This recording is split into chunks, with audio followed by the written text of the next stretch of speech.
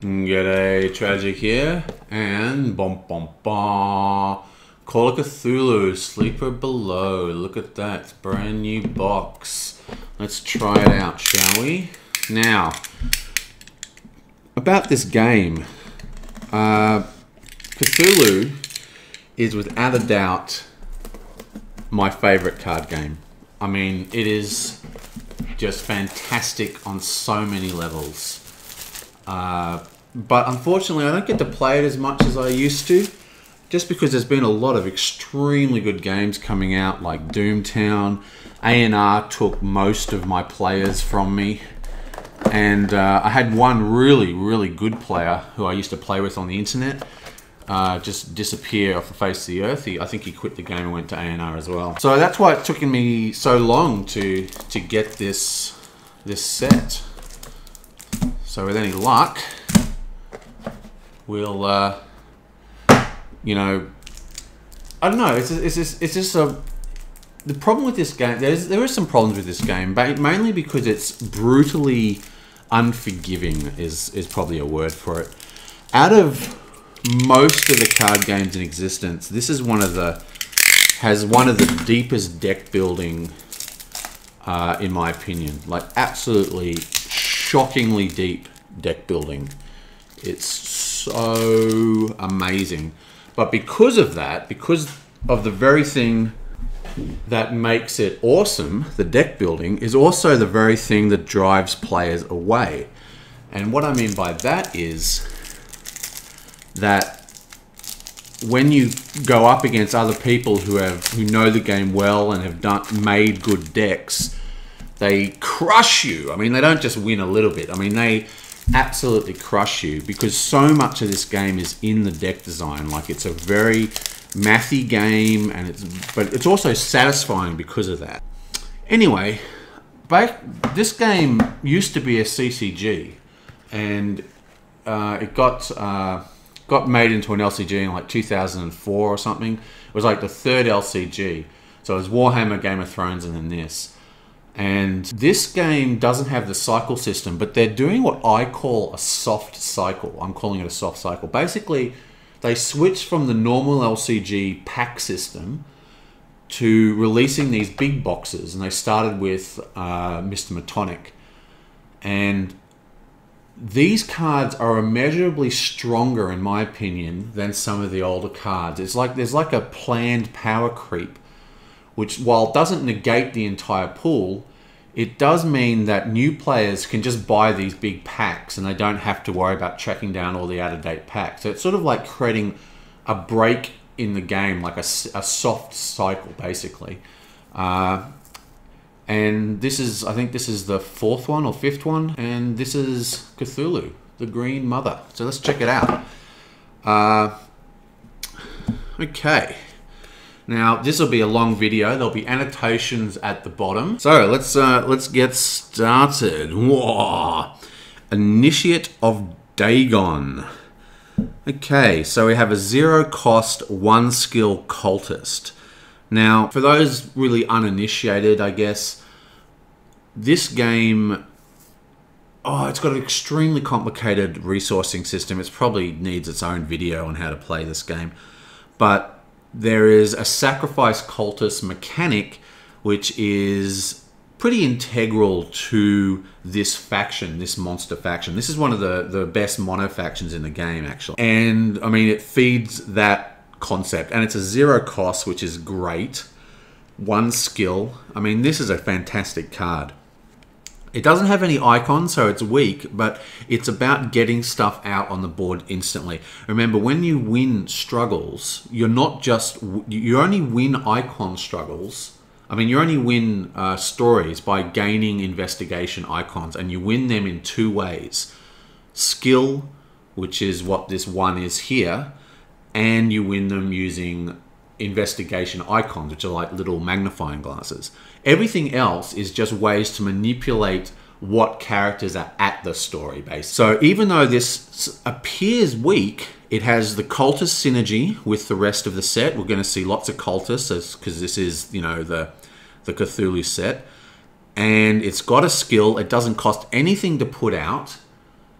So it's just all good. This is an extremely good card, and there's a tendency in this game, especially for new players, to get really hung up on the big monsters, like the huge big monsters, because they're just so cool, you know? They're really, really cool. But the truth is that some of the best cards in the game actually come from the smaller cards, because this is like I said, this is a game about deck building efficiency. It's a really deep deck builder. So it's all about the card synergies and how the cards interact with each other. And it's often the smaller cards that have the highest ways of interaction. But getting this on turn 0, putting out this plus another card, maybe getting 2 or 3 cards out, bang, turn 0. I mean, that's strong. Okay, now we have a Watcher of Signs. She is another cultist. She's also got 1 skill, but she costs 1. And the reason she costs 1, obviously, is because she's got like an ability here. So let's have a look at it. While you control no non-Cthulhu cards, Watcher of Sign gains an investigation icon. Again, extremely strong. Now, it does have a response. After a disaster card is played, choose a resource and move it to another domain controlled by the same player. So this is a ridiculously strong card. Now, it's interesting. Okay, it basically has 2 functions. The first function it has is like a much stronger version of this card, okay?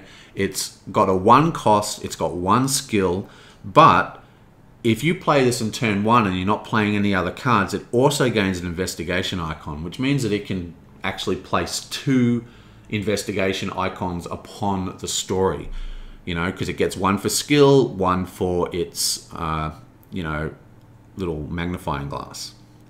But what is, in a way, more interesting about this? I mean, because, you know, we see across all the factions lots of quick not so much 0 cost, but lots of quick 1/1s, and, you know, that can just get out on the board and start winning the skills. What's interesting about this is that it's a response to playing disaster cards. Now, there isn't a huge amount of good disaster cards in the game. We'll probably see some disaster cards in this set, but like I said, one of the great things about this game is the resourcing system, and it can be quite brutal. You know, like if you muck up your resources, you can be in a lot of trouble. So I'm not surprised to see some kind of way of manipulating your resources so you don't have to be as strict with your resourcing. But again, it also says non-Cthulhu cards for the investigation icon thing. And like I was saying before, this is one of the strongest factions for mono decks. And if you've got a mono deck, then you don't really have resource problems, do you? So, you know, I don't know. It's sort of like a two versions of the card. You either play it for the investigation icon or you play it for the response. Either way, it's a 1-drop with 1 skill, so it's pretty good. Okay, so what have we got next? Gustaf Johansson. Okay, another cultist. Now this guy, he's got a skull icon. That means he can do damage. Force response. After a cultist leaves play, draw 1 card, limit 3 times per turn. Okay, this guy is unique, but I mean, this is awesome. I've already said that there is a sacking mechanic, you know, inside the Cthulhu faction. I mean, so you sack a card to gain the ability from the card or gain, you know, like a cost reduction on a big monster. But you also get to draw a card. You can do this 3 times. It's awesome.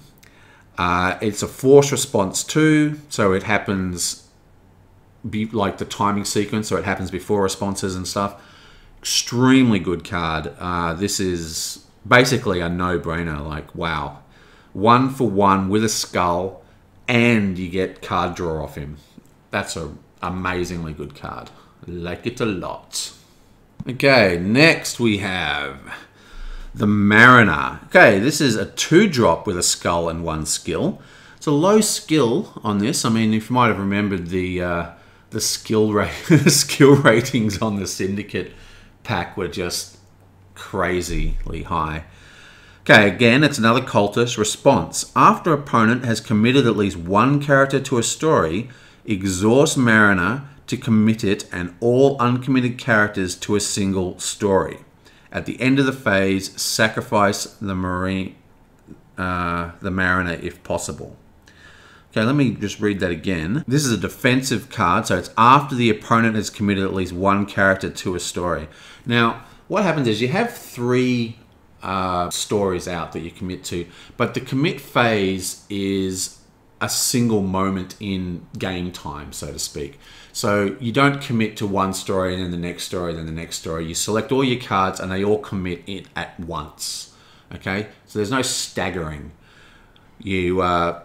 So the best time to use this is during a defense, I would say. So the opponent commits first, you see what cards he's leaving behind, and then you can tap this sucker to force everyone to go to another story. Now what's interesting is that this will also move your own characters, okay? It says all uncommitted characters, right?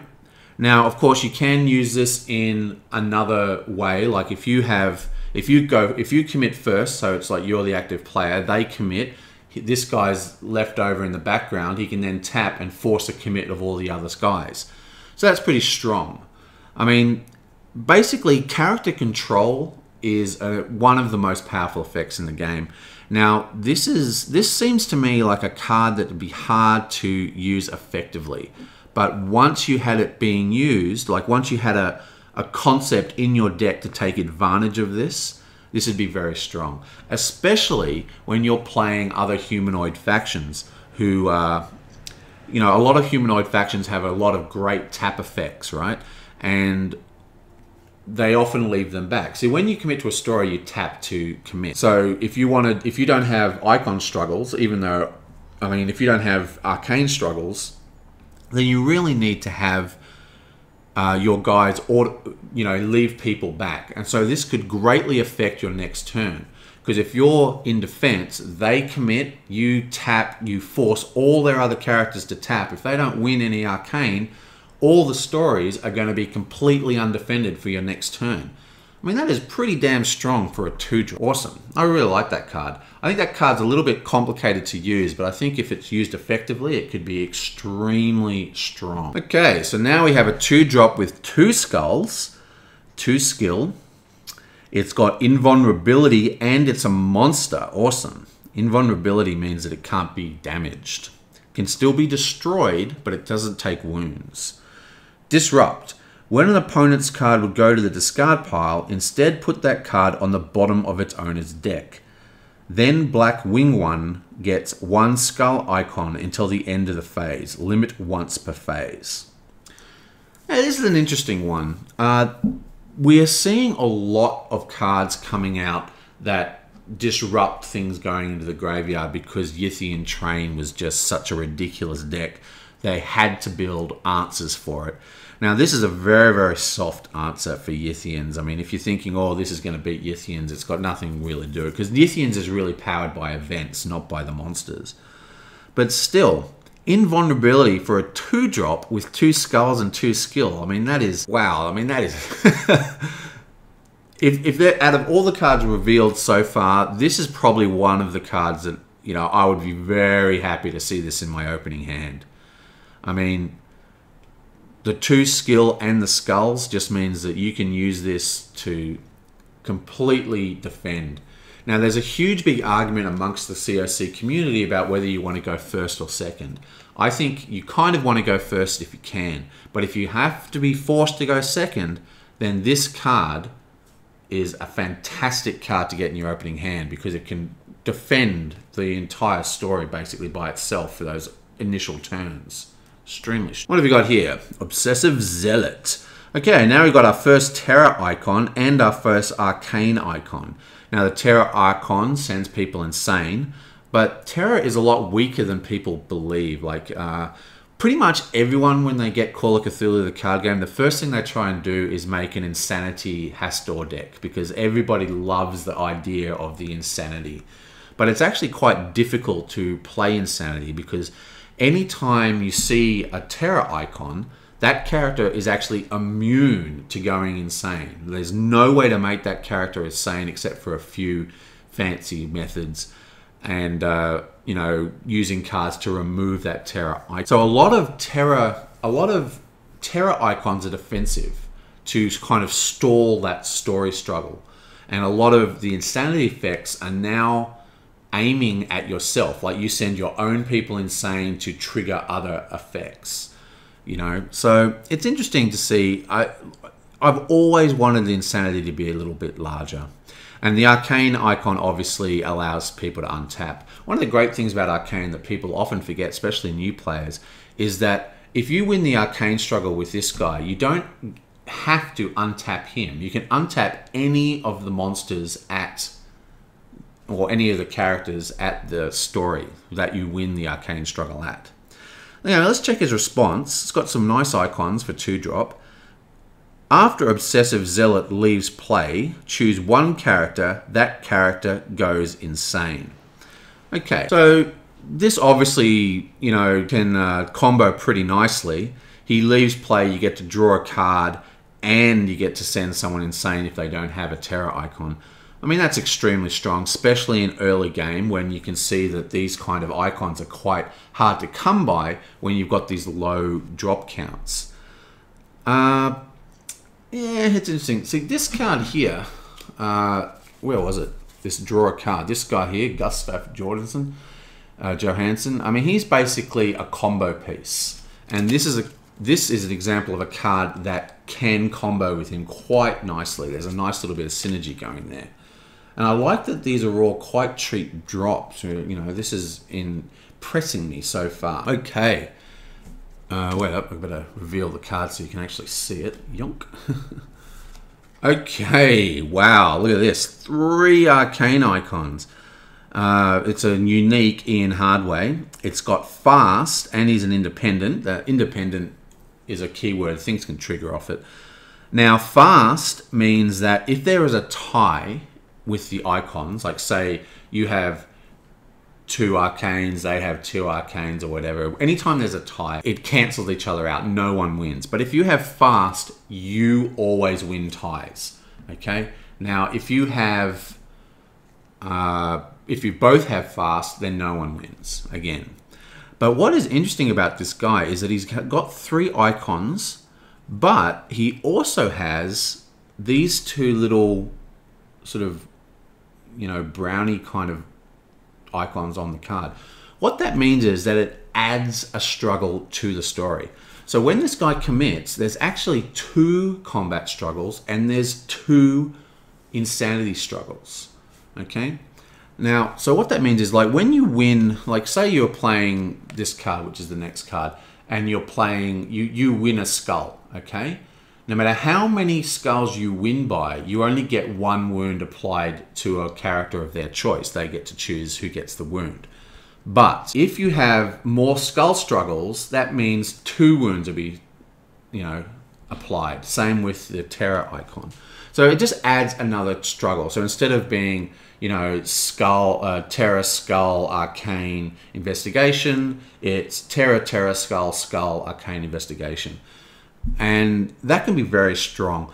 And what is interesting about this card is that it has 3 icons, so it can affect Master of Myths, which is a very popular restricted card, which sort of pops out of your hand at the most inopportune moments. But what I think Ian Hardy is really for is for teaming him up with a much larger monster of some sort, some kind of heavy hitter, a horribly terrifying combat-orientated beast.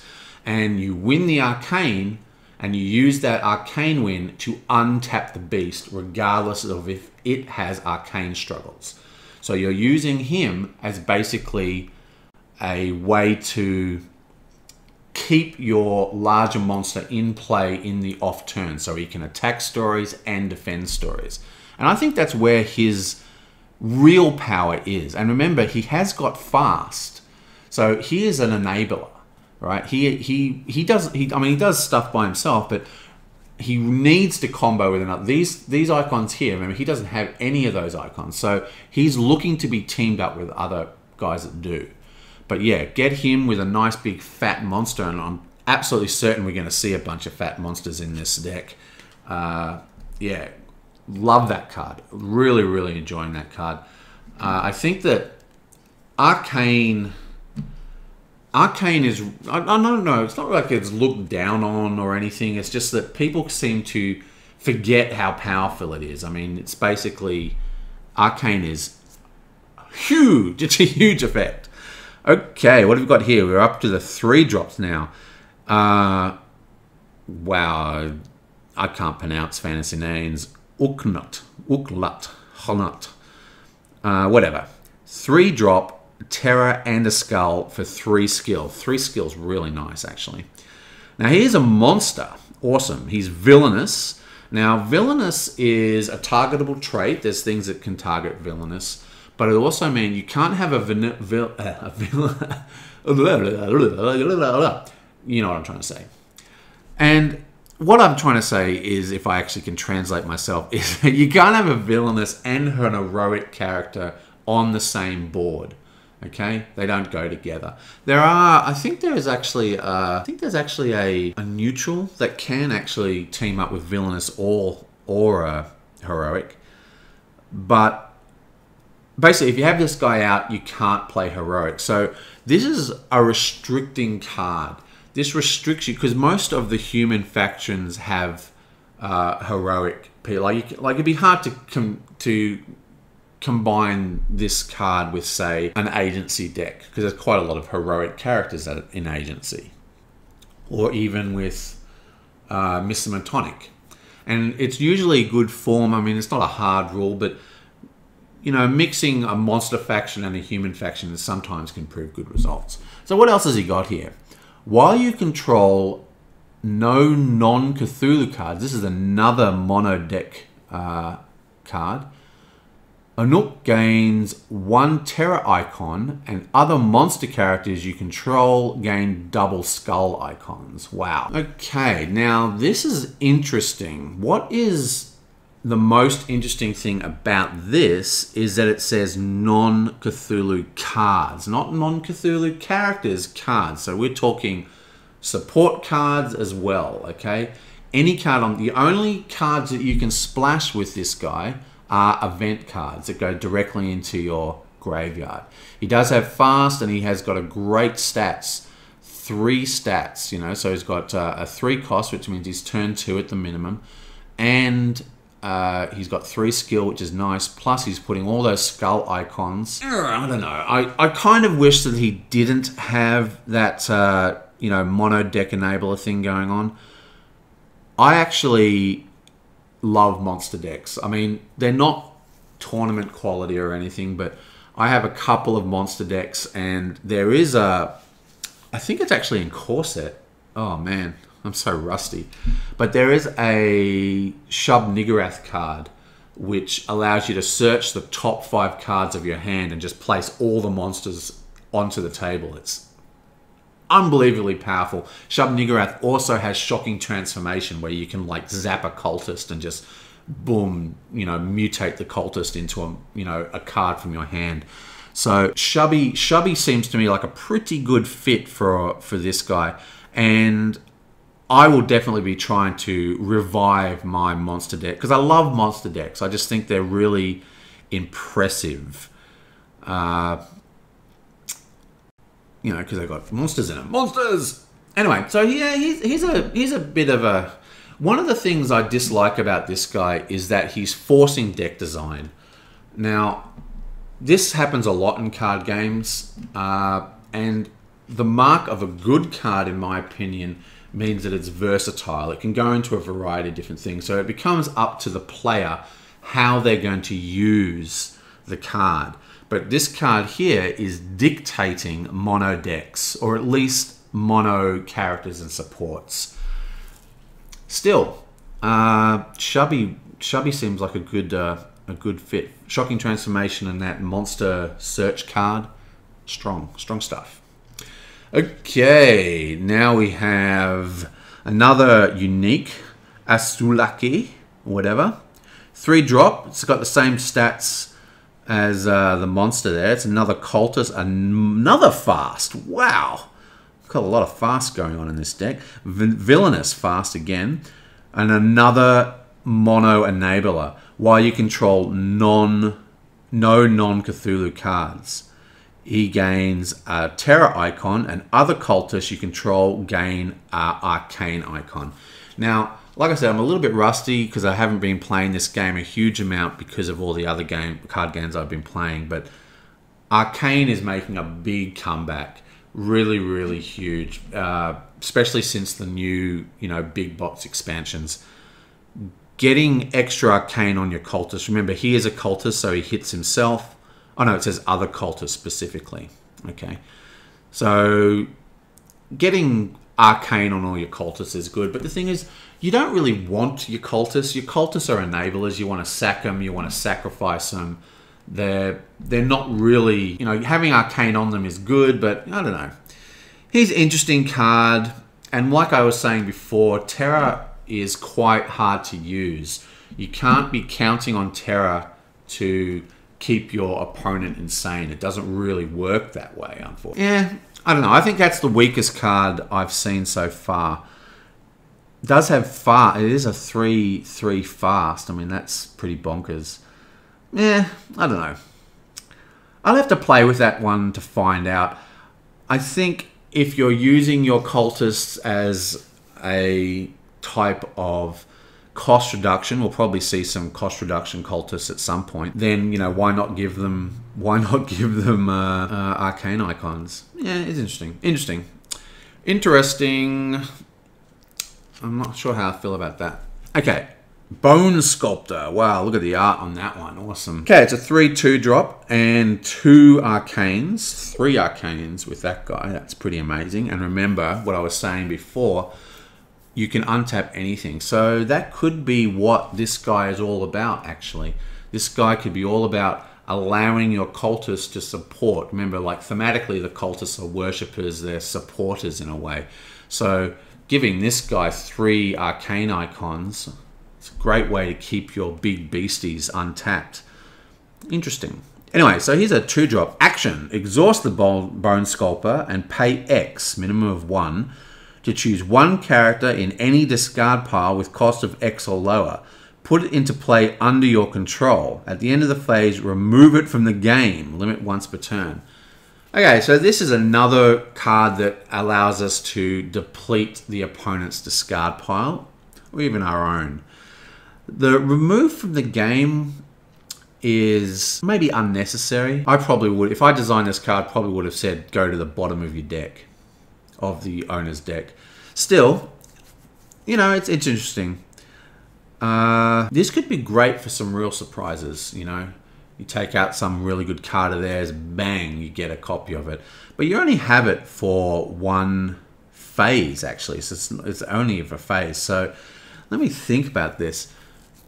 It'd be very hard to use this see, this is an interesting effect.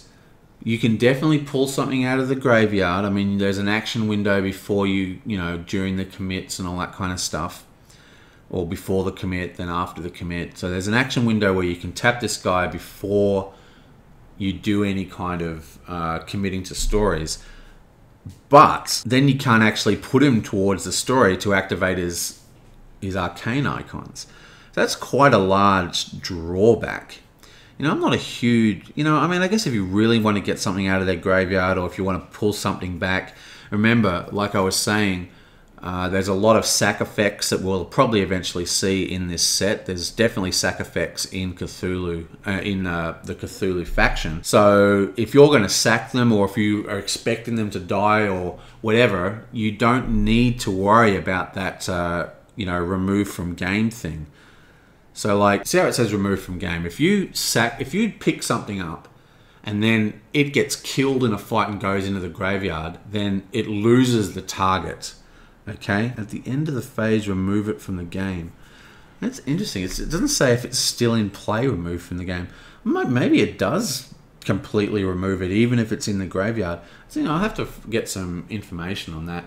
I don't know. I find that this is a kind of card where the 2 different abilities, like the ability on the card text and the actual function of the 3/2 drop with the Arcane icons, are kind of in competition with each other because you can't use them both.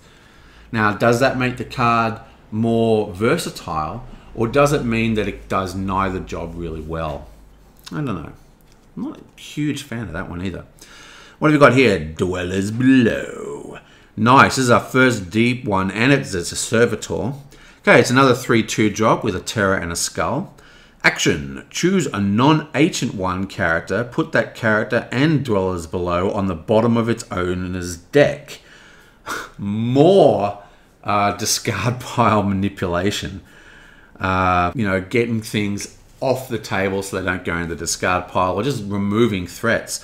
Now, non-ancient one character, I mean, this can hit some heavy hitters. Remember, invulnerability, willpower especially, is annoying for Cthulhu decks, because willpower is like having one of these terror icons, and there's lots of ways to give everybody willpower.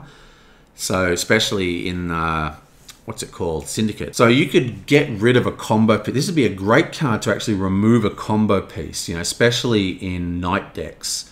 Knight decks are like, in Magic the Gathering, there was a card called the Knights, and they all buffed each other, and they were all little cards, and as more and more hit the table, the board got more and more and more powerful. And that's what I use to describe cards that buff other cards on the table. And they usually are a couple of key combo pieces. Syndicate definitely has them in the last box. I can remember because I was just looking through that box before I did this video, and this is a great way to remove that. And it's a 3-drop, so yeah, I don't know. It's a 3-drop. There's actual spells that can just blow those guys out of the water quite easily. But then they go into the discard pile. Yeah, I mean, this is a good card. I like this card for what it is, but I think there are better options for character removal. Interesting. What I like the most about that card is that it's not a destroy and it's not a wound. It can pretty much hit anything except an ancient one, which is pretty strong. Okay, Functional Psychopath. Okay, he's a 3/3 with a skull. He's an independent. Force response. After characters uncommit from a story, choose and destroy the character with the lowest cost. Okay. Interesting. This is a very interesting card. I think there could be quite a lot to be said about this card. The first thing is that it affects you. Okay. This also affects yourself.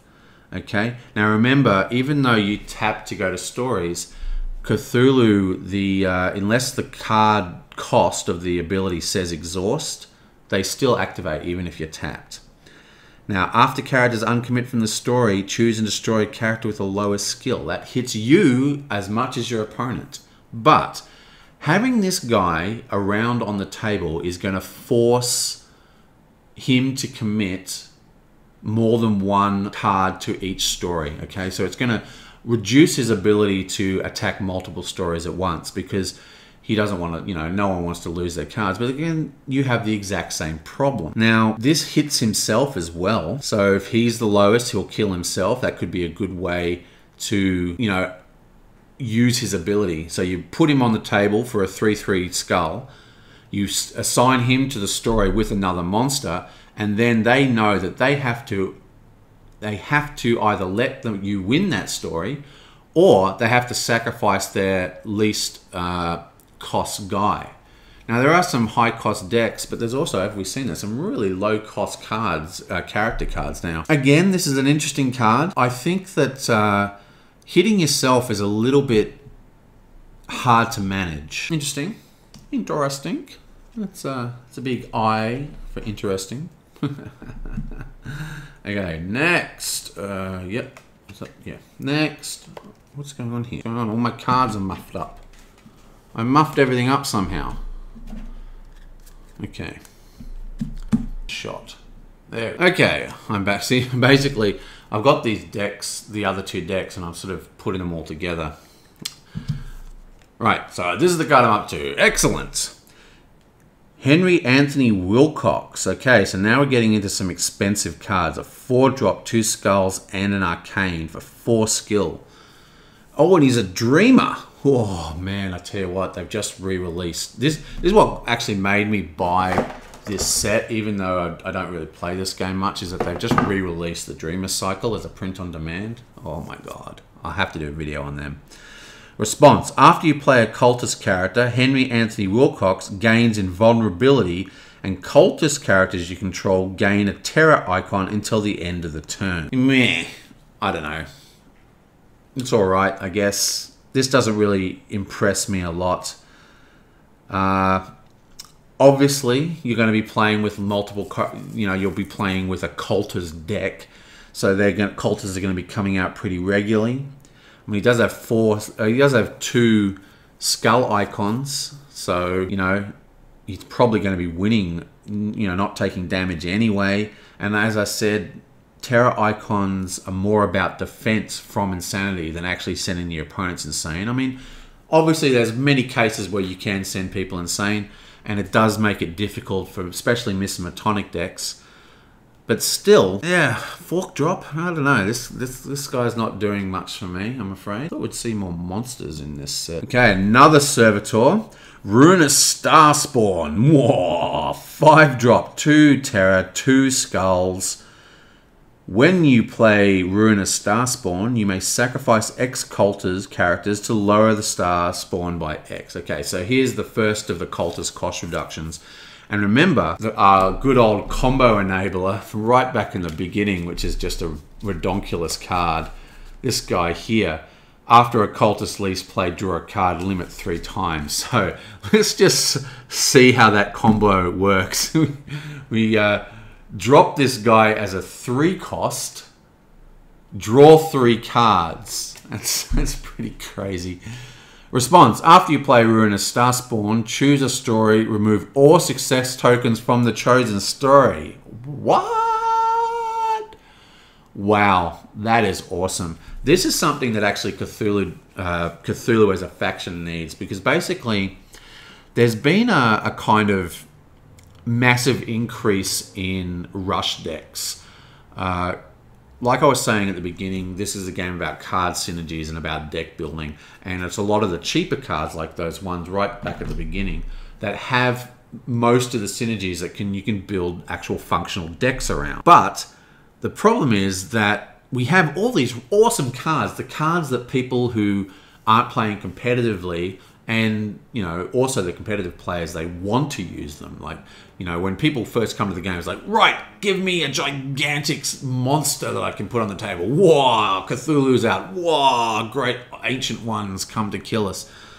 But the truth is, these cards are so expensive, and that they often are not actually the way to make really efficient quality decks. And one of the reasons is that the small rush type decks can really just get the stories before you can get your forces on the table. And this, a lot of the ways to store rush decks have always been about controlling how many icons go into the story and stuff like this. But what this does is that, let them rush the story and then just wipe all the freaking icons. Then they have all their little weenie guys out, and you've got big massive suckers. Remember, if you're using some of those cultists with the multiple arcane icons, you can keep this guy untapped constantly, and he's a servitor, and he's not unique, so you can run this 3 times and just completely stall the game out. And you can get him, a nice combo with these cards would be a 2 cost by sacrificing 3 cultists. Of course, it's expensive to get those cultists out, but not if they're 0 cost. I love that card. I really like that card. I'm not a big fan of 5-drops, but that's what's great about that 5-drop is that it negates the problem of 5-drops, which is deck speed, because you can halt the progress on the stories. There's actually a story which is quite popular. I quite like it. It's lost a bit of popularity, where you need like 10 tokens or something. You need 10 resources to capture it instead of just the normal 5. I mean, if you've got that out, and it also forces people to go to it as well. I'll splice in an image of it. I can't remember it off the top of my head, but wow, dropping these things and just wiping, like 9 tokens. I mean, you could slow down the story advancement to a crawl. It's pretty awesome. Okay, woo! wow, look at this. It's 3 steadfast. So there's little icons at the top. They're like these 3 little Cthulhu icons. Steadfast means that somewhere in your domain, like out of all your domains, you need 3 Cthulhu cards resourced. They don't have to be in the same domain, just in all of them. It just stops the card being splashed, and it also stops it from coming into play too early, especially if you're not playing mono. Interesting card. Well, that usually means it's going to be something good. It is a unique. Let's check it out. Fiona Day. Sorry about the... I might stop after this card and come back when the Mo is gone. A Driven Visionary. Oh, God, I love the theming of this game. It's a 5-drop. 2 skulls and 2, whatever they're called, arcane. 3 skill, man. Dormant. Ah, that's a new keyword. What the hell does dormant mean? Dormant. During your operation phase, as a standard player action, you may pay X to attach a card with the dormant keyword face down to a story as a dormant card. X is the number of success tokens you have at that story. Limit 1 per story per turn. When that story is won, you may play that card, reducing its cost to 0. Dormant cards are considered in play, but do not count as attachment support cards. Interesting. Dormant, hey? So basically, I can play this face down. Okay, so it's interesting. This is interesting effect, Dormant. So I can play. This is a 5-drop, right? So if I play this on a story that has no success icons, it will cost, you know, I think I might just stop until that stupid lawnmower goes away.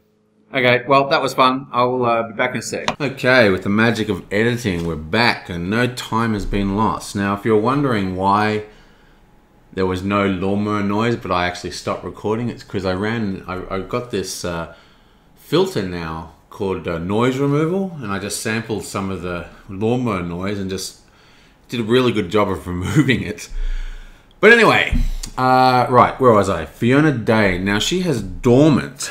Now, what's interesting about Dormant, I'm not quite sure where I was up to in here, is that it gets attached to your story of choice. But that story, you have to pay the cost of how many, tokens are on the story. So a story can, by default, have 5 tokens on it. There's a couple, I think there's one conspiracy that can have 10. Now, it can attach, that's what it does say. The dormant keyword does say attached to a story, but I'm pretty sure you can attach to a conspiracy. I'm not 100% sure, but I'm pretty sure you can. And there's a conspiracy with 10 tokens. But anyway, the point is, so if you attach this to a story that had 0 success tokens, it would cost 0 to play it. Now it is still it's not an attachment per se, so it can't be hit by attachments, but attachment destruction, but it is still in play for other ways of removing it. But what happens is, when the story is won, no matter which player wins it, right, you reduce the cost by the amount of success tokens on the story. So it usually takes 5 success stories to win a story, right? So it takes 5 successes to win a story, which means that you can theoretically play this girl for 0. So just to recap all that long-winded rubbish, you play this onto the story, and then the other player has to worry about what's going to happen when it gets won, because when it gets won, you can then play this card for reduced cost, usually a reduced cost of 5. Now the problem is the card is played face down with Dormant, so it's not a really great bluffing card. I mean, one of the great things about Dormant, from what I'm understanding from what I just read, is that it basically means, well, you can win this story, but it's going to cost you. So if they're really powering through and they look like they're going to win a story, you could place a Dormant card on it. Bam! It might cost you 3 to place it there or something. But then they have to think, well, if I win that story now, is like Cthulhu going to pop out? I mean, I'm sure there's more powerful dormants than this girl. So that by itself is really, really strong way. And once again, that's something that the Cthulhu needs and the monster factions need in general as ways to control the speed of the game, slow it down so we can get out some of these fun, larger monsters. I mean, look at this baby. I can't, that Starspawn is still just blowing my mind. Anyway, so that's Dormant. Very, very strong. Very interesting effect. I like it a lot. Let's check out, she's a cultist, of course, and a dreamer. Disrupt. After you play Fiona Day, sacrifice X other cultist characters to place X success tokens on one story. Okay, well, she's actually hugely strong, isn't she? So she comes in dormant. Then you can play her for free, sack a bunch of cultists, and it does say other cultists, so she can't sack herself, to place tokens. So this could basically be a turnaround. Like, you could win 2 stories pretty much with this. You could win the story with her on it, flip it over, sack some cultists, win a second story, or even more. I know you can only put it onto one story. Well, she's very, very powerful. I think that's an extremely good card. There's actually another card that's similar to this called Tesla, which I absolutely adore, which is all about placing tokens directly on stories. And just considering how powerful he is, I'm thinking that she's going to be even more powerful because you can basically play her for free. Although, you know, it does take time. Okay, more big uns. This is another monster. This is a polar.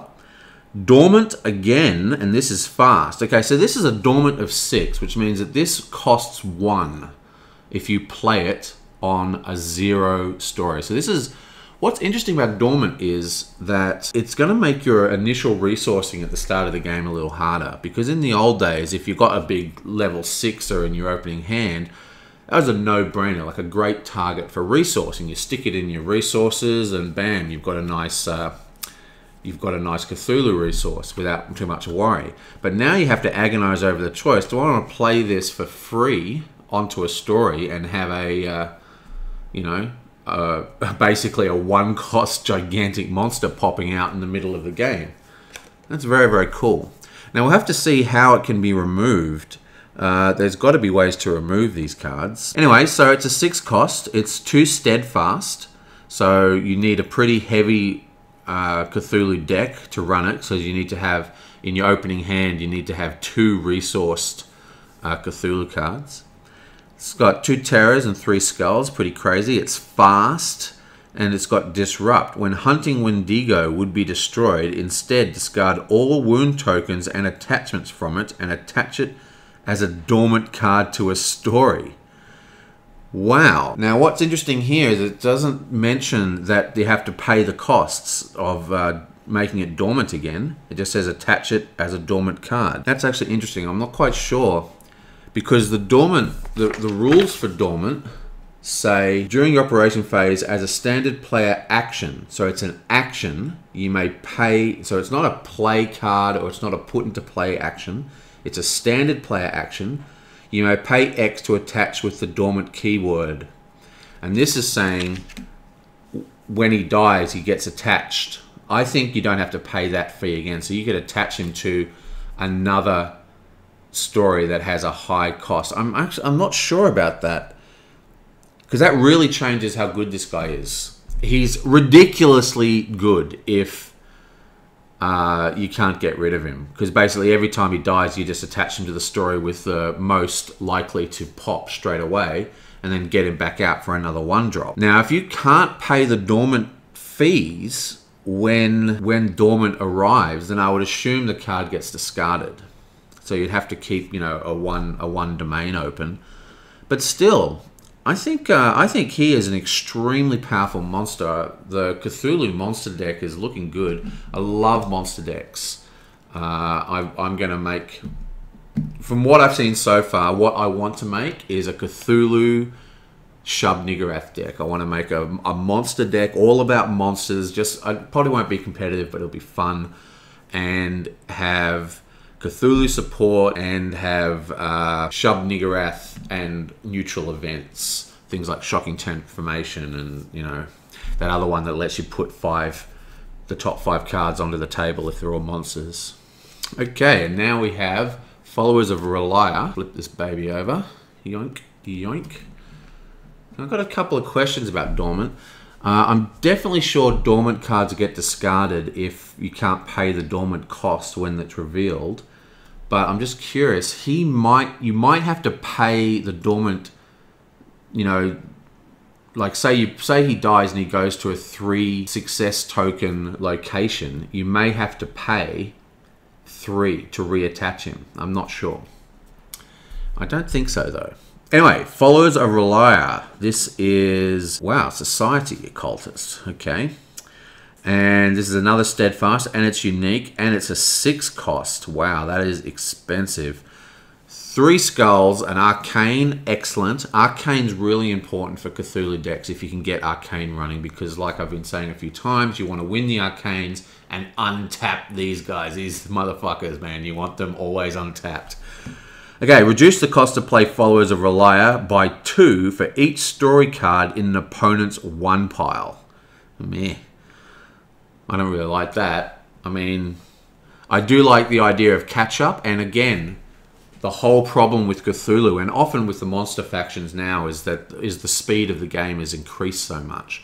So there's a good chance that they're going to have a couple of early stories. We've seen a lot of cards in this set designed to slow down the opponent, okay, slow down their scoring. There was one that wiped, success tokens, for example.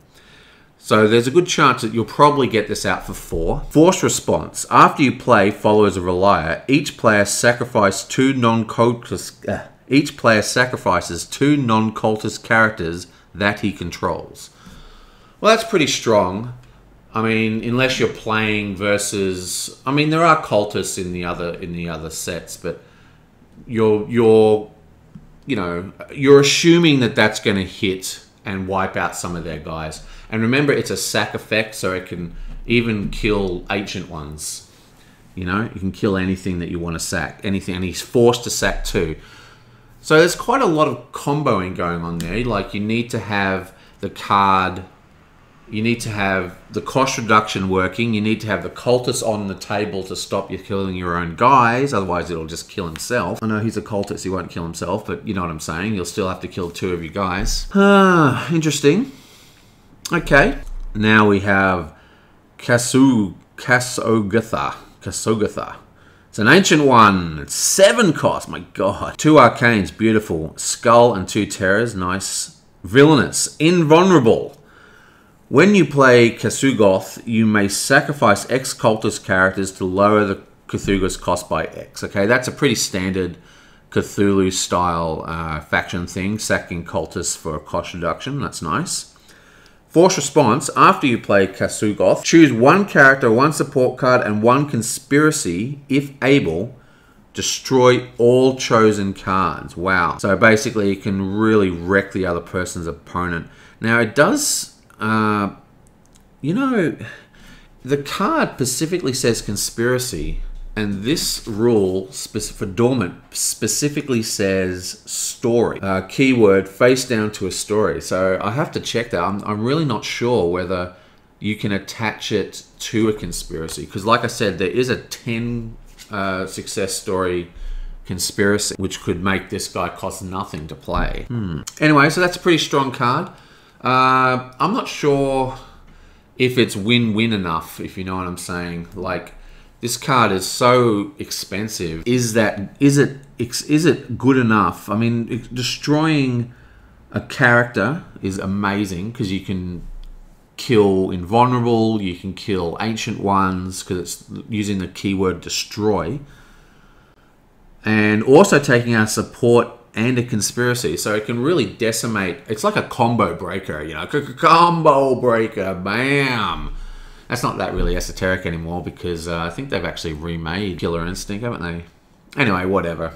He's a combo breaker because he can basically ruin all the combo pieces, support, conspiracies, and any character. So it's good. He's got his place. But there might be better gigantic monsters in the set. So, I mean, there's got to be Cthulhu's got to be in here somewhere, right? Oh, there he is there. Cthulhu himself. I think this is the third version of Cthulhu. 10! Oh my god, 10 cost. So you'll really want to find out whether it can... oh, it doesn't have dormant anyway, so who cares. 10 cost, my god. 4 steadfast. Wow. 2 terror, 2 skulls, and an arcane. Arcane's important. Villainous. Oh, it does have dormant. Villainous, dormant, and invulnerability. Wow. So, that's the big question. Can you attach dormant to a conspiracy card? Because there is a success token conspiracy card, which can make him a 0 cost. That's pretty redonkulous. Disrupt. After you play Cthulhu, discard up to 3 total resources from your domains. Oh, God. Each player must sacrifice each character and support card he controls of cost X or lower. X is the number of resources discarded in this way. Okay, so you don't have to do 3. You can only, discard 2 resources or 1 resource. Interesting. I'm not sure how I feel about this. Resourcing is like kind of the whole point of this game. I mean, this isn't strong enough to win you the game, is what I'm saying. This isn't like, bam, Cthulhu's out, game over. That's what a lot of people think about these big monsters, but it just doesn't work that way. And decimating, I mean, you could really decimate his board, but there are versions of Cthulhu with cost reduction, in fact, that, wounds like 3 characters a turn or sacrifices 3 characters a turn on the opponent's side. Yeah, I don't know. I like that you can get him out for free or possibly for 5 cost, because 5 cost Cthulhu would make him the cheapest Cthulhu in the game. Yeah, I don't know. It's not bad. I actually prefer this guy, this 7 cost to good old Cthulhu. Yes. Oh well. Well, that's the end of the characters. Bam! Characters are done. Now, we are up to supports. Horrific Statue. Exhaust Horrific Statue to choose 1 cultist character. Choose an icon type and change any number of that character's icons to that icon. Holy what? Okay, so that's pretty awesome. Now, exhaust Horrific Statue to choose 1 cultist character. Choose an icon type and change any number of that character's icons to that icon. Okay, so he doesn't have to have the icon that you're changing everything to already on him, which I thought he did at first, which would make this card a lot more combo-licious. Instead, it's a lot easier to use and very, very strong. You need terror, you need, anything. So what you're looking for is you're looking for a cultist with a high icon count of anything. Preferably the same icon. There was just Spoilt in this set, actually. Right down the back here. Where is he? Boom. That's an independent. Yes. Okay, so you'd have to find... What about this guy? No. Yeah, this guy's an independent, so he's not actually a cultist. I don't know if that's in shot, so... That was the guy I was thinking of. But there are some you have to look through the whole set and find a nice, juicy cultist that has a lot of the same icon. And remember, there are many ways to add icons through attachments as well. Okay, Tide Pool. An environment. Oh, God, that... Can you believe this? That's the goddamn mower. Again. Every day there's a mower. I mean, how many mowers? Oh, God, it's so annoying. I'll finish this one and then I'll stop until he goes away. Tidal Pool. Forced response. A player who has lost a skill check at the attached story must sacrifice a non-Cthulhu character committed to the story. Yeah, interesting. This is an alright card. Cthulhu isn't really known for its skill, being a massively skilled race. There is some pretty decent skill with deep ones you can get running, but really, and it's another card that is forcing monoism, so to speak. Okay, I'm going to stop there and wait for stupid lawnmower man to stop lawn mowing. Okay, 3rd time's a charm. The lawnmower man is gone. If he comes back, I'm just gonna keep rocking it, because let's keep going. Okay. Twisted Acropolis. Nice. Location. Disrupt when a character would be sacrificed. Pay 1 to put a cultist character from your hand into play. Well, obviously, this has a lot of synergy in a Cthulhu deck because you're constantly sacrificing cultists to do cost reduction and a number of other effects. Remember, this combos really well with that card right at the beginning, which allows you to draw cards every time a cultist leaves play. So you're you're drawing cards, you're putting cards into play. You know, there's a lot going on here. It's a combo piece, this card. Remember, if you're not having cultists leave play, then you've got a bit of a problem.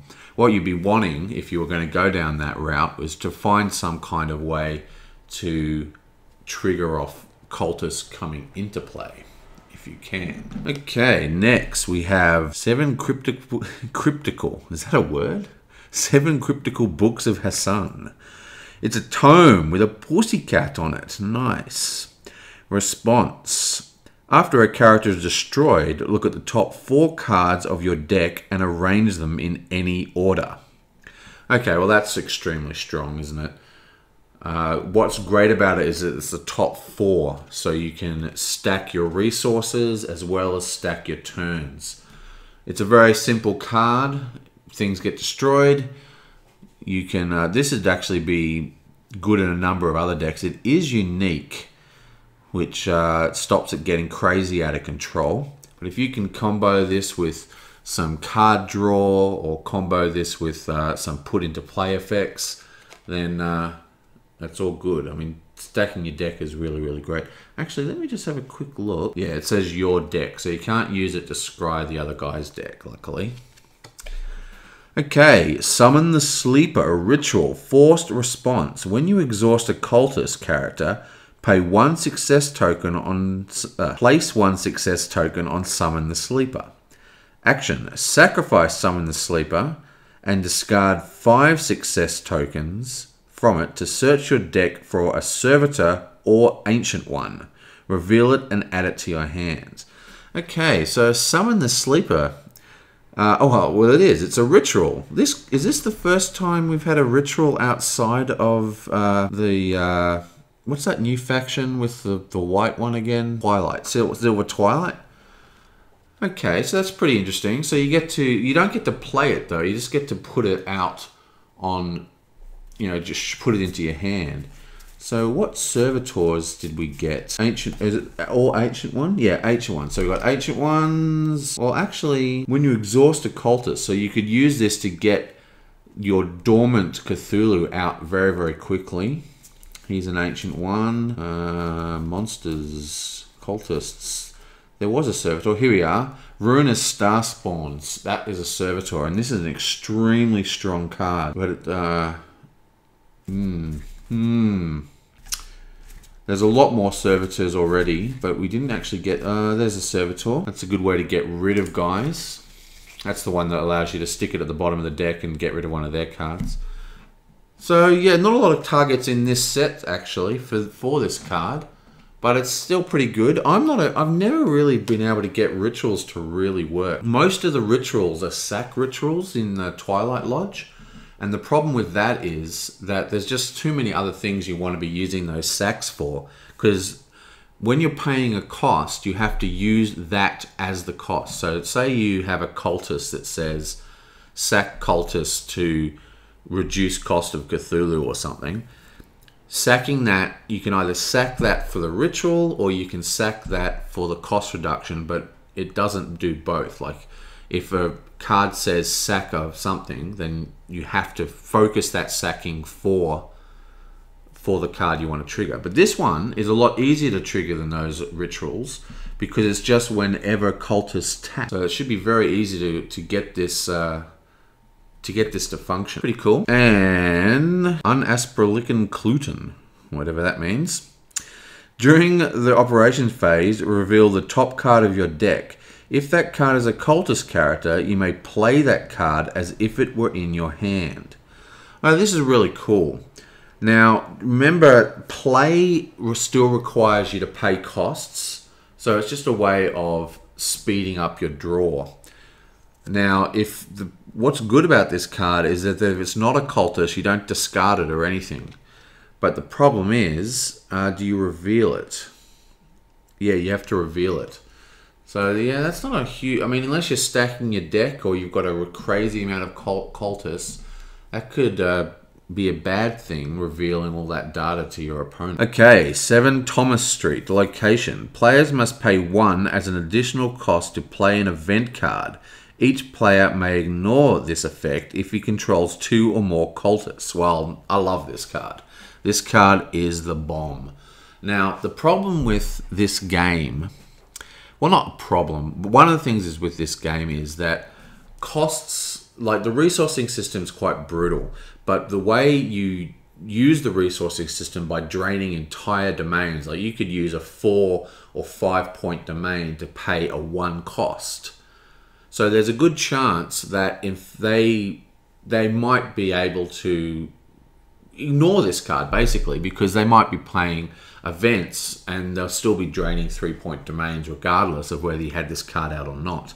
But once people get better and better and better at this game, they start to have planned domain sort of setups. They're going to plan, okay, I always need 1 domain to have 1, only ever get 1 card in it, and that domain has to be a certain faction. And then this one will be a 2. So when you see people like pros talk about their decks, they'll say, I've got a Cthulhu deck and it's got a 3-2-1 domain and stuff like that. So this could really stuff up someone who's got a very, very strict domain, for his decks. It would, but then once they know it's out there, it is unique, so you can't stack the effect. I really like this. This is the kind of card that can really change up the way someone else uses their deck. I mean, it doesn't affect you too much because you're going to have cultists anyway, but it could really make a huge difference because this is a game that what this game excels at is combat tricks. Like some people say combat tricks make or break a card game, and in my opinion, this has some of the best tricks of any card game. It's just so awesome, all the stuff you can do, and that's going to change the costing of almost all that stuff. So it's actually quite strong. I think this is definitely a card I'd want to play with and see how it goes. Because the problem with this card is that it's dependent on your opponent having a deck that it'll affect. They might not be running a lot of these things. Or if they do, they might not have a strict domain strangulation thing going on and they don't really care. It's like, oh yeah, so what? I've got to pay 1 extra. I'm draining a 4 point domain anyway. Who cares? I don't know. It's a good card, but it has that problem of being dependent on the other person's deck. Okay, Irem. It's a Lost Civilization. This is another Dormant 5. Sacrifice Irem to have each player sacrifice all but 2 characters he controls. Nice. Well, can't go much wrong with that. It's a beautiful little stalling card. Now remember, what's great about this for Cthulhu is that Cthulhu, we have big, massive monsters in Cthulhu. So if we are playing against, like a human deck and they've got to sacrifice all their stuff except for 2 puny humans and then they're left with some giant monsters on the other side, I mean, that's very powerful. And I think it's actually quite clever that dormant cards are played face down, because if this was placed face up, it would be too strong a stalling tactic because people just wouldn't go to that location if they had a choice. Yeah, I think that's a very, very strong card particularly for this faction. Now, of course, dormant, I don't really know how effective it's going to be, but it seems pretty strong just from, I only just read about it today. Aurora Borealis. Wow, the art on that card's nice.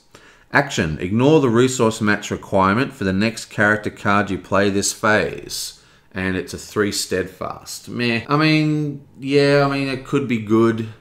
But like I said, I just talked about domains. If you're playing correctly, which you probably are after a while, you're not going to have these kind of resource programs because you know what resources you need to resource. You say, domain 1, it has to be a 4 point domain and I need 2 of this resource, 1 of this resource. I need my 3rd to be a 1 point domain. It's going to have this resource in it. You work out the resourcing you require. So you really shouldn't need this card. Ever. Okay, next. Yonk. Black Seas of Infinity. Whoa, that's a good one as well. 2, another Steadfast. Lots of Steadfast in this set. Play only during the story phase. Action, drain all domains. Okay, well, here you go. This is a trick. And we're in the events now, obviously. And this is a trick, just what we're talking about. A fantastic trick. You can just completely stuff people up. The problem with this is that it is preemptive. And that means it doesn't remove the threat. I mean, if you suspect them of having a combat trick, it's not going to get that combat trick out of their hand. But what's really great is that it has 0 cost, which means that you can play this when your domains are already drained. So this is like as good a trick as you can get, because they don't know it's coming. They can't even see that you've got a domain undrained. Oh, he hasn't got his domains all drained. There might be something coming. Bam! Out of nowhere. Oh yeah, my domains are drained. Well, take a 0 cost Storm of Infinity in the face. Yeah, but it's good. But it's a preemptive card. You have to suspect that they're going for something. And this would be used for that story where you just don't want to lose it. You know? And there are types of decks where you can be more assured of running into events and like triggerable powers. Because remember, you often have to use domain payments to trigger the actual abilities of the creatures and the attachments and everything. So yeah, I reckon that's a really cool card. I love that it's 0 cost. That makes it worth playing. If it was a 1 cost, it would be a completely different story. Okay, Cthulhu Fhtagn. Disaster. After the character commits to a story, its controller must either discard one of his success tokens from that story or discard a card from his hand. Okay, this is a pretty decent card. Yeah, I like this card. This is yet another card that is controlling the tempo of the game. Seems to be a real theme in this deck. Often people are all in when they're, when they expect to win a story. It's better to win a story and, ensure it being won than it is to possibly lose a story for another whole turn. I mean, you don't want to leave yourself undefended, but people often really go for it when they think they're going to win a story. And this is a great way of going, well, actually, bam, you don't win the story. And now you got a lot of people tapped. I like it. Cthulhu Fhtagn. I can't believe there hasn't been a Cthulhu Fhtagn card before. It's like one of the most famous Lovecraftian sayings. Foul Induction. It's a spell. Put any number of cultist characters from a combined printed cost of 3 or lower from your discard pile into play. Love it. Absolutely love it. Beautiful card for Cthulhu. The 3 or lower is a little bit of a meh, but still, when you've got 0 cost cultists, so you could put 3 0 cost cultists plus another 3 1 cost cultists, you could put, 6 cultists onto the table for a 3 cost, sack them all, reduce costs with them, or do whatever abilities they have. I reckon that's a great card.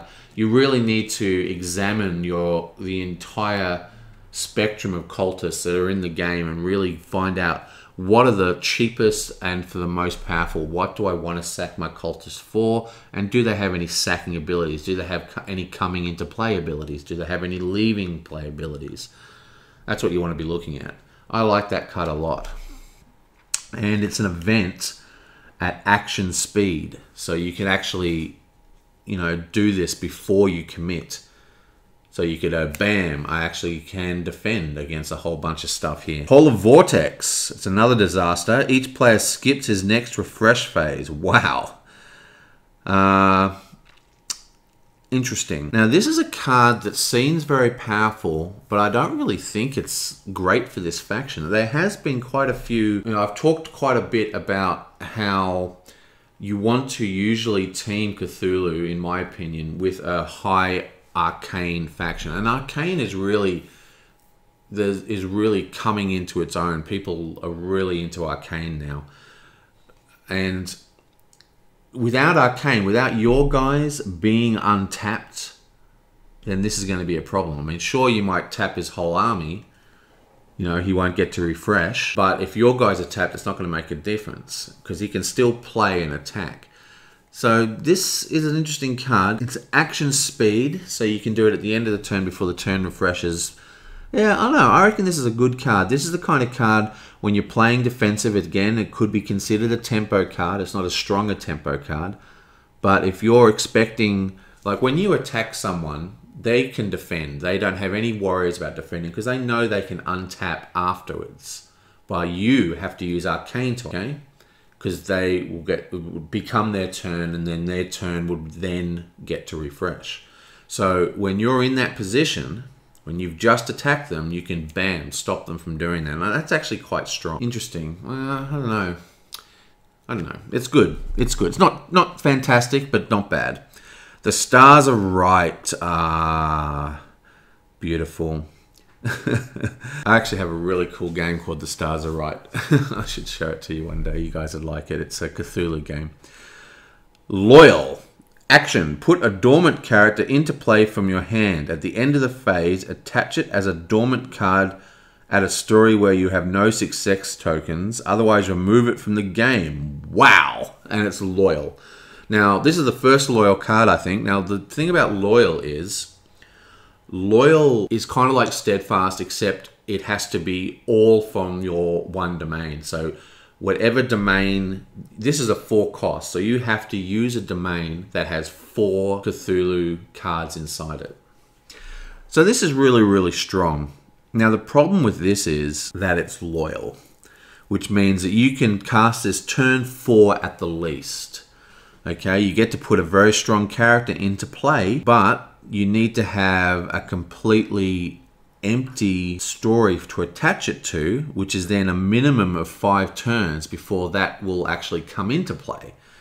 So you're looking at minimum a 9th turn to get the second showing of whatever card you chose. And that's pretty late.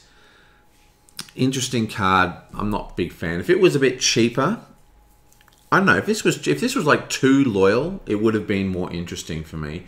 But I think 4 loyal is a little bit harsh, just because we're basic. I mean, I guess you could consider the second appearance of the dormant character as a bonus, right? For 4 cost, you're getting a dormant character. We've seen 7 costs. We've seen 10 cost dormant characters. Get it into play straight away, cheap and fast, and then it goes away. But the second coming, like the second part of the text, where it attaches to a story with no tokens, well, actually, is it no tokens or you have no tokens? Where you have no success tokens. It actually changes it up quite a lot. So you could then, okay, now I'm starting to understand this card. This card is a lot better than I just gave it credit for. Remember, dormant cards get placed face down. And I was talking about how one of the great things about having them face down is that I think it would be very, very strong to have face-up dormant cards where your opponent knows that that story just has a hardcore monster that he can't deal with. So he's never going to go there. He'll defend against you, but he won't really try and win that story because he doesn't want to see that monster come out until his board's set up.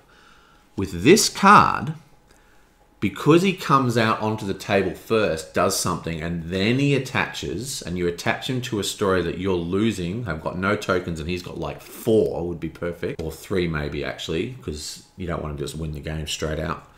But the point is, you can stick this to it, and he knows what it is, so then it gets that extra level.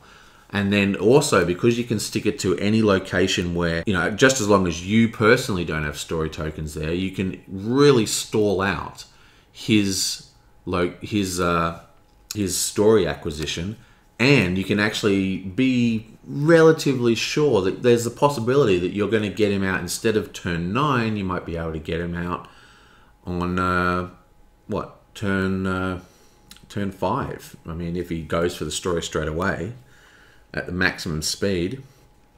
Interesting. So that makes him a lot better, and I can see now why he's costed a bit higher, because it's quite a heavy draw. Okay, wow, a 6-cost event. Crazy Town. Disaster Dormant.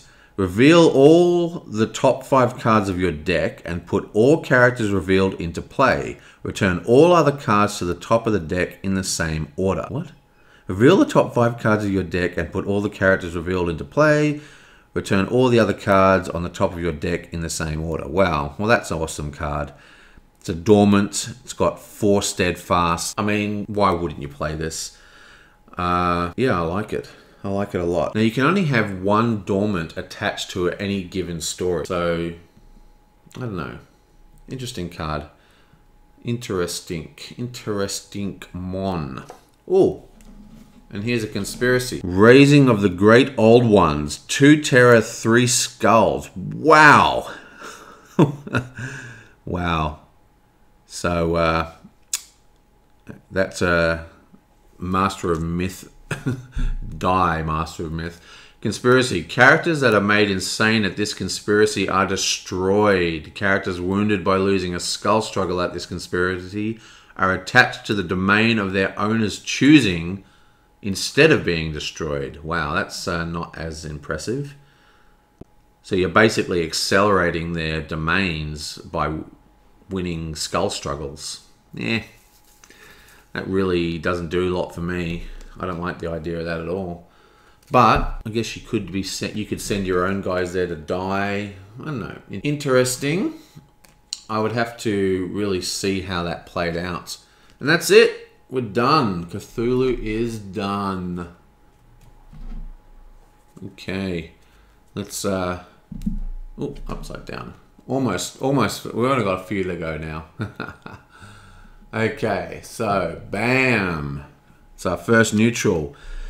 Kelly McHenry, or whatever. Anyway, Independent. It's a 2/1 drop with Arcane, Toughness, and Willpower. Nice.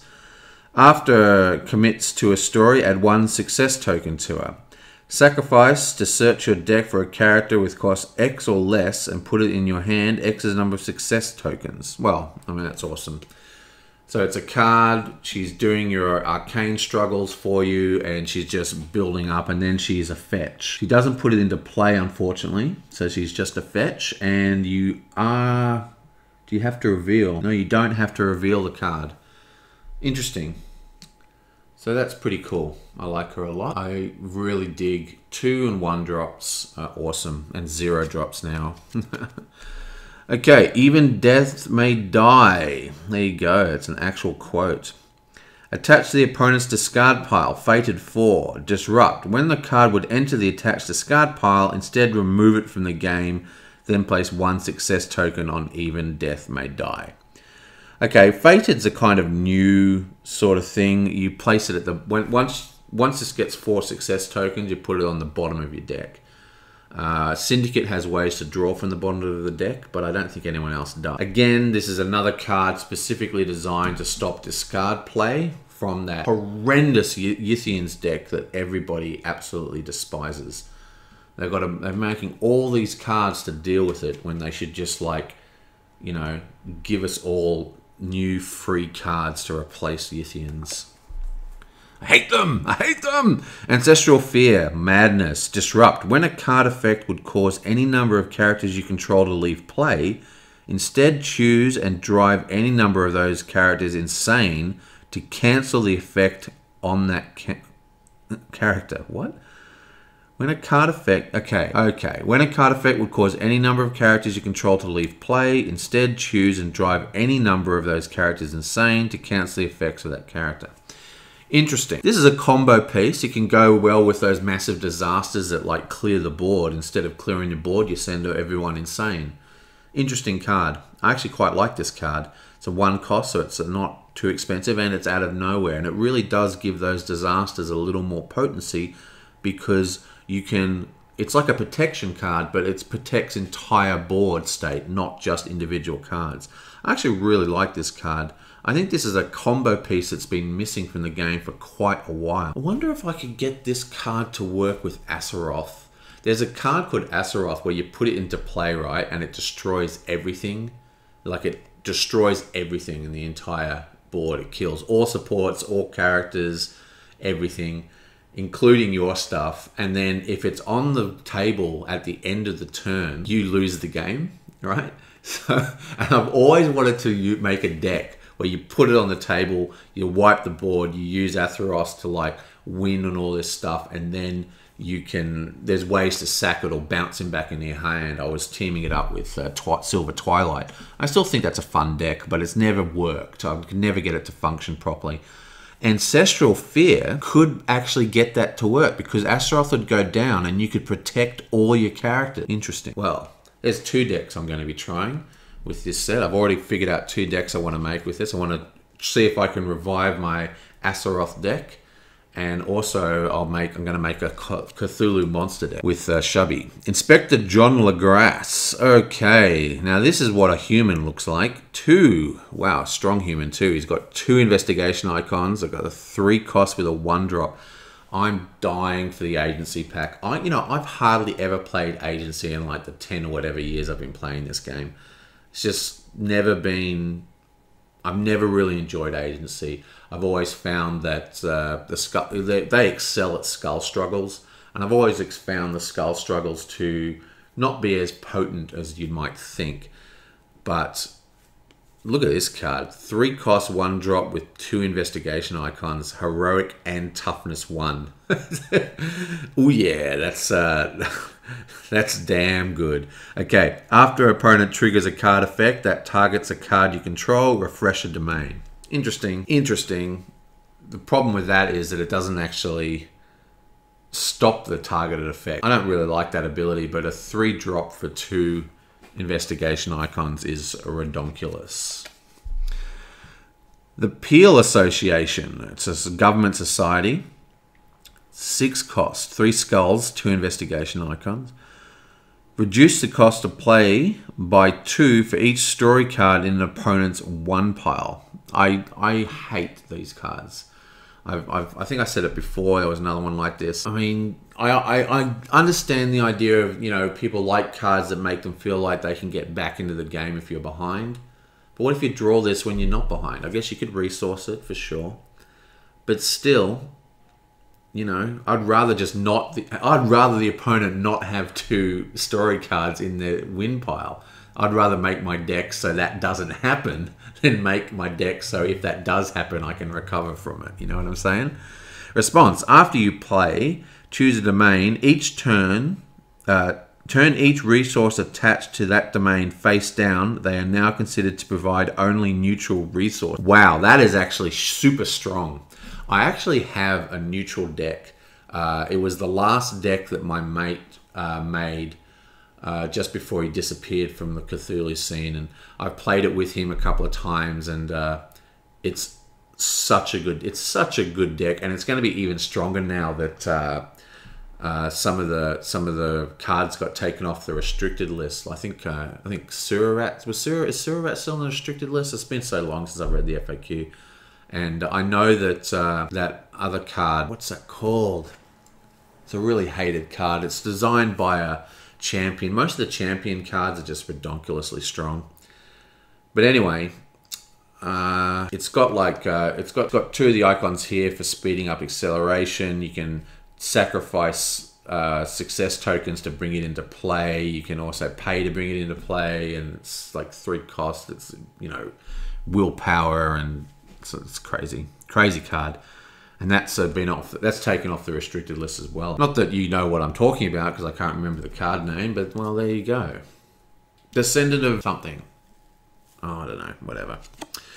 Okay, let's get some madness. Okay, a 3/3 for 2 skulls and an arcane. Loyal, it's an artist lunatic. After you commit to a non-conspiracy story, drive him insane to trigger the effect of that story. Wow. There's actually some really strong... A lot of people sort of forget to or think it's a good play to not trigger the stories, but there's actually quite a lot of strong story abilities that you can trigger. Now, obviously, you need to build your deck to take advantage of them. But the story abilities are kind of designed to only trigger a couple of times in the entire game. They're sort of rare events. This makes them not rare. You could really, really get some incredibly interesting combinations going. That's like a whole new way of organizing your deck synergies, because you can now choose to activate the actual the actual stories into your deck design. I think that's really interesting, because usually you don't synergize it with your deck design. They're just sort of bonuses, and that's why often people, especially beginners, go, I won't bother triggering it, where sometimes it's very good to trigger. That's a very, very cool card. I love that card, actually. That's very, very interesting. Okay, Sons of Corsica. It's a 6-drop. Ugh. Okay, it's another one of these terrible cards. Reduce the cost to play by 2 for your opponent's... you know, if your opponent has story cards. Again, I'd rather build my deck so, you know, they don't have more story cards than me. After a player readies one or more card outside of the refresh phase, he must make a character you control goes insane if able.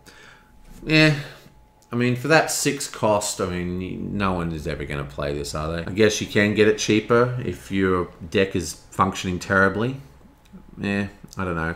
And the problem is, I've talked about it quite a few times, it's hard to send other people insane, because there's so many ways to stop insanity, to block insanity. Like, for example, all they need is a terror icon and bam, that's it. They can't be made to go insane. They're impossible. So most of the insane effects that are really good target yourself. They target your own cards. So when this character goes insane, something else happens. Or drive this character insane to do something. And that's kind of the way insanity is moved to in Cthulhu. Rather than sending your opponent insane, you're the one who's insane. And it's still thematic and it's still cool, but this card, no, it's no good. I don't like that. That's like one of the worst cards in the whole set, I think. Okay, a 3-drop 4 skill with 2 investigations and fast. My God. Whoa, now that's a good card. That's how you make a good card, designers. If it wasn't unique, then it would just be redonkulous. Still, you know, if this was a Syndicate, it'd probably be only 1 cost. The Syndicate box blew my mind. The game is so changed now. I mean, like the speed it runs at, the way they've been changing the way the whole game functions. You know, changing what are considered good values, you know. And this card would have blown my mind a while back. It's still good. And 2 investigation icons for 3. Fast and a 4-drop. What am I talking about? This is a great card. Okay, let's see what his ability is. When you would place a success token at a story at which he's committed, you may instead place that success token at another story. Wow, that guy is redonkulous. That card is redonkulously powerful. Okay, we have another one of these crappy 6-cost cards, which I'm not a big fan of. They've all kind of sucked so far. Let's try this one. 3 investigation icons is pretty tasty though, isn't it? 2 arcane. Again, you can get him cheaper if they're winning and you're not. Response. After you place 1 or more success token on a story at which it is committed, place a lost civilization location into play from your hand or your discard pile. That's actually pretty cool. There's actually some really cool lost civilizations, and I'm fairly certain one of the lost civilizations is a retargeting location that will sort of deflect spells and stuff to other targets to keep you guys protected. It came out in the nerd box. I don't know. Still, 6 costs for a nerd deck is just ridiculous. I mean, yeah, again, you can get it cheaper if your deck sucks. These 6 cost cards, they're just not doing it for me, I'm afraid. I think the game is just too fast for them. Budding Dark Young. More Dark Ones. Oh, look at this. 3-drop for 2 with a terror and 2 skulls. Nice. Not all Dark Youngs have terror. Toughness 2. Response. After Budding Dark Young leaves play, put into play from your hand a Dark Young character with 3 or lower. Oh, well, this is awesome. I mean, there is a deck, there's a Shubby deck, which is extremely strong, or used to be extremely strong back when I used to be competitive, which was basically basically Cthulhu's version of endless fairies. It's just like, you know, dark one, dark one, dark one coming out of the graveyard, coming out of your hand, just blah, blah, blah, just getting overwhelming forces of craziness. There was actually a really fun Insanity deck where you could drive them all insane, and anyway, whatever. My point is, this is a great card for that deck. More dark ones, more interesting ways of getting one to the table.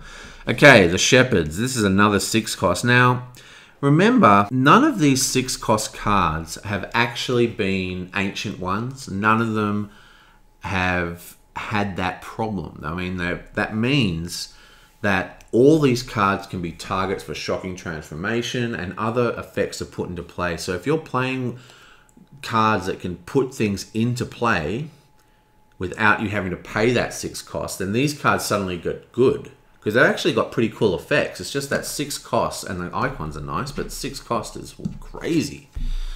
Okay, so lots of icons of awesomeness.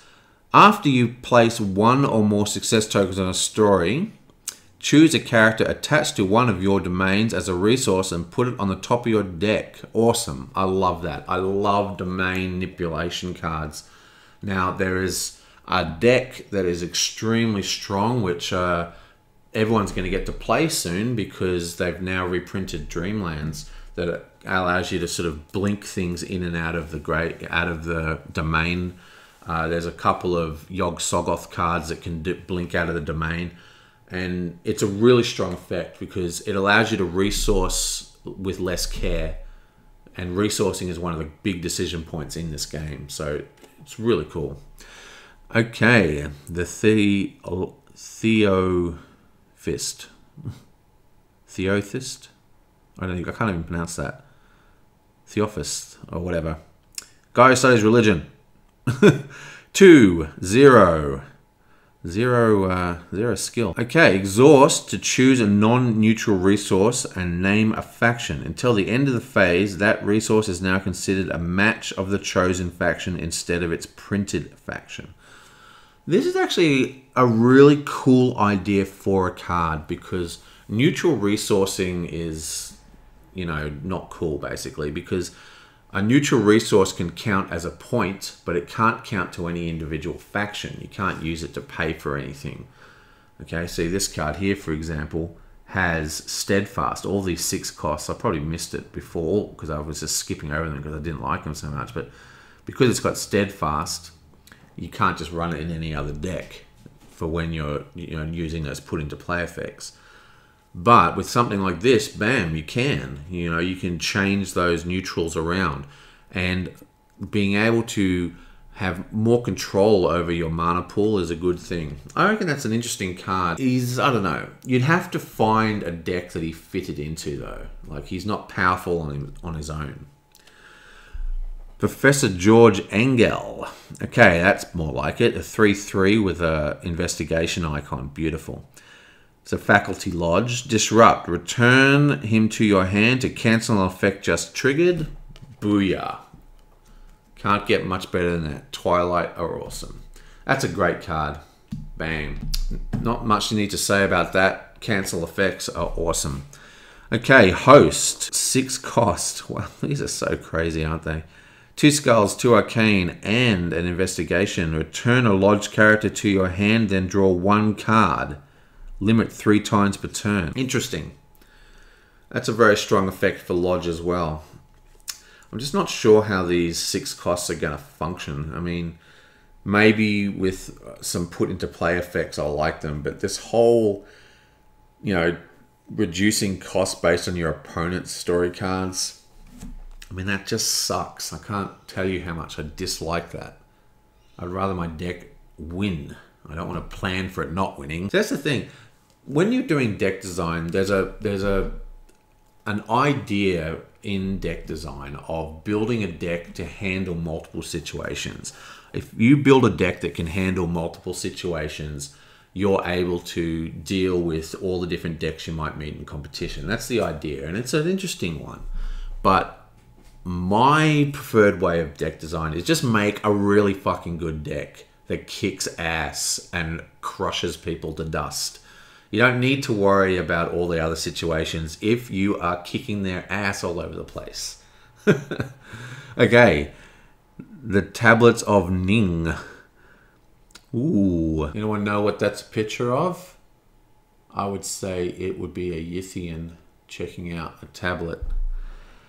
Fated 3 artifact. After a character you control is destroyed, exhaust the tablet to put into play a character from your hand whose cost is lower than the destroyed character. Then place a success token. Interesting. Interesting. For starters, it's put into play, so it's bypassing all costs. I like the way that it kind of reduces cost over time. So if you start with a 5 cost, then you can put in a 4 cost, a 3 cost, a 2 cost, and then he's gone. Well, the tablet's gone anyway. I like it. I reckon this is a good card. Again, you really need to find out what kind of deck you want to run with this, because it's going to really be important to keep an eye on your cost curve. And it's unfortunately unique. Anyway, that's a good card. That's one of the better little Twilight cards. Why have we got so many Twilight cards? I guess Twilight is still trying to play catch up. 0 cost. That's what I like to see. And a 3 steadfast. Action. Drive any number of your characters you control insane, whose total icons include to search your deck for an ancient one and put it into play. Okay, so if I'm reading this correctly, you can drive any number of characters you want insane, and their icons have to total 2 skulls, 3 arcane, 2 investigation, and then bam, ancient one out. 0 cost. Interesting. That's a very cool card. Doesn't get the ancient one out as quickly as some ways, but I like it. I like this a lot. I think this is actually a pretty damn good card. It'd be interesting to see. You really have to, I mean, you need at least, what? At least 3 cards minimum to get this to function. Absolute minimum, I reckon, 3 cards. I mean, there's probably, you know, combinations people could work out with less than, but you're looking at kind of at 3 cards minimum. Maybe 4 cards would be the average, I'd say. If your deck was designed for it, you definitely need to have a human faction in to get all those investigation icons. Interesting. I reckon that's a card that I'd definitely like to play with. Getting ancient ones out for free is always a good thing. Okay, some Cindy Love. Wow, look at this. A 3 for 3 skill with 2 skulls, an arcane, and an investigation. That is just bonkers. While Sinclair is committed to a story, only characters with skill 3 or higher count their icons during struggles at that story. Wow. Well, obviously she combos with all the skill reductions. I mean, there's just so many ways to get her ability to trigger. She's a really good. Another one of these 6 drops. Not a big fan of these, as you already know. Whoa, lots of skulls. Still haven't beaten the little troll monster things. The little halflings. There's a halfling card that has all skulls right down to the bottom. Reduce the cost to play Hip Sing Tong by 2 for each story card in the opponent's 1 pile. That's what I say to that. After a character's skill has been reduced to 0, exhaust it. Awesome. That's freaking awesome. It's 6 costs, so it sucks. That freaking sucks. Okay, next. I hate those 6 cost cards. Go away, you bother. Okay, we're almost done. Last 2 cards. Booyah. Nephron Ka. Sorcerer. Beautiful. More sorcerers. Now, the Yogg box was such a disaster. You got to read the FAQ for the Yogg box. It's ridiculous. It's so huge. Basically, they forgot to print Sorcerer on like tons of cards. So the Sorcerer deck that no one could make work is actually a lot easier to make work when you realize that half the cards in the Yogg box were supposed to be sorcerers. Anyway, response. Oh, and they brought in Yithians. Oh, and that fucking mill deck. Oh, God, I hate that box. That almost made me quit the game. After a player draws 1 or more cards through a card effect, search your deck for a sorcerer character, reveal it, and put it into your hand. Beautiful. It's a 3 for 2. Terror, Arcane, and Skull. That's a very solid card. Definitely have to be playing the Sorcerer tribe properly, though. But awesome, awesome. There's lots of really good sorcerers in Twilight as well. And now we have the final 6 one. 3 Arcane 2 Terrors. Beautiful, great looking art. During each player's draw phase, instead of drawing 2 cards, that player draws 1 card and then discards 1 card from the top of his deck. Wow. But it happens to both of us. Yeah, I don't know. It's so easy to get cards in, you know, to get your deck in this game just choked out. I'm not. Yeah, I don't know. That one doesn't really do much for me at all. In fact, I'd go as far as to saying I dislike it. Well, that's it. That is the whole of the set. Look at all those cards. Boom. Hope you enjoyed that, and I will see you guys next time. Oh, wait. Let me do my favorite art and card. Have a quick zip through. And we'll find which one we want to run with. I reckon this might be my favorite card, Ancestral Fear. And look at the art, it's like a cave painting and awesome. You know, I think I'm gonna go this. Oh, it's a real toss up between that and this sucker over here. Yeah, right at the end, right at the start. Gustav Johnson, the guy that draws cards when cultists die. Oh, wow, that is such a good card. But I think this is the card that I'm going to choose as my favorite card in the set, just because it's such an interesting card. What it does is so unique. It's basically, it's allowing you to build a deck that synergizes off story abilities, which is something that's never been done as far as I know. And I just think that's going to open up some interesting ideas. It might never be viable, but it's a really, really cool idea. Best art I'm going to give to this one, to the Aurora Borealis. Love that. It's basically just... it's not really Aurora Borealis as much as a big squidgy tentacle monster flying around in its iridescent soup. Love it. Okay, well, I'll see you guys next time.